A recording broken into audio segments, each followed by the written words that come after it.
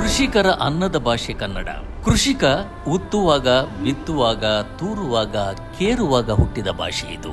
ಈ ಕನ್ನಡದ ಕಂಪನ್ನು ಬೆಚ್ಚಗೆ ಪೋಷಿಸಿಕೊಂಡು ಬಂದಿರುವ ಆವರಣ ಗಾಂಧಿ ಕೃಷಿ ವಿಜ್ಞಾನ ಕೇಂದ್ರ.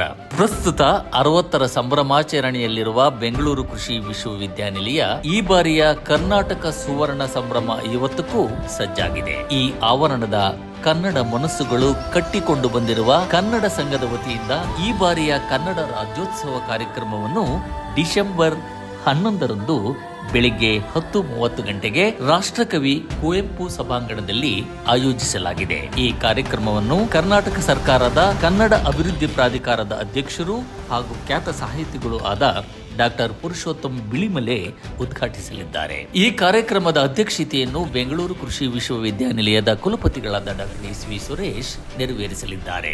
ಕಾರ್ಯಕ್ರಮದ ಅಂಗವಾಗಿ ಕನ್ನಡ ಗಾನಸುದೆ, ಸುಗಮ ಸಂಗೀತ ಗಾಯಕಿ ಕುಮಾರಿ ಸಾಧ್ವಿನಿ ಕೊಪ್ಪ ಇವರಿಂದ ಬನ್ನಿ ಜಿಕೆವಿಕೆ ಕನ್ನಡ ರಾಜ್ಯೋತ್ಸವ ಕಾರ್ಯಕ್ರಮದಲ್ಲಿ ಪಾಲ್ಗೊಳ್ಳೋಣ, ಕನ್ನಡವನ್ನು ಸಂಭ್ರಮಿಸೋಣ.